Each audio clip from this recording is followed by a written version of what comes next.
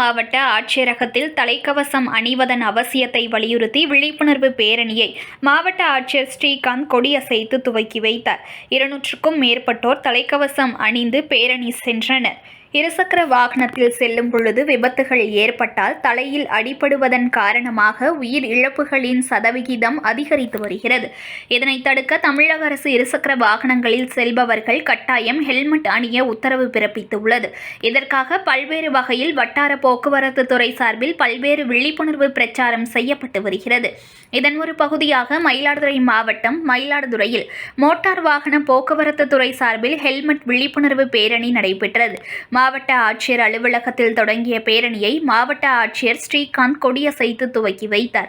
இதில் காவல்துறையினர், தனியார் மோட்டார் வாகன நிறுவன ஊழியர்கள், மாணவர்கள் பங்கேற்று ஹெல்மெட் அணிவதன் அவசியத்தை வலியுறுத்தி விழிப்புணர்வு பதாகைகள் ஏந்தி இருசக்கர வாகனத்தில் பேரணியாக சென்றனர்.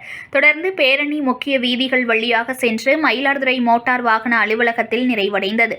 இந்நிகழ்வில் மோட்டார் வாகன ஆய்வாளர்கள் ராம்குமார், விஸ்வநாதன் உள்ளிட்ட அதிகாரிகள் கலந்து கொண்டனர். தொடர்ந்து பிரதான சாலையில் தலைக்கவசம் அணியாமல் சென்றவர்களுக்கு அறிவுரை வழங்கி விழிப்புணர்வு ஏற்படுத்திய மாவட்ட ஆட்சியர் அவ்வழியே தலைக்கவசம் அணிந்து இருசக்கர வாகனத்தில் வந்தவர்களுக்கு பூங்கொத்து கொடுத்து வாழ்த்துக்களை தெரிவித்து பாராட்டினார். செய்திகளை உடனுக்குடன் தெரிந்து கொள்ள லைக் பண்ணுங்க, ஷேர் பண்ணுங்க, சப்ஸ்கிரைப் பண்ணுங்க, மறக்காம கமெண்ட் பண்ணுங்க.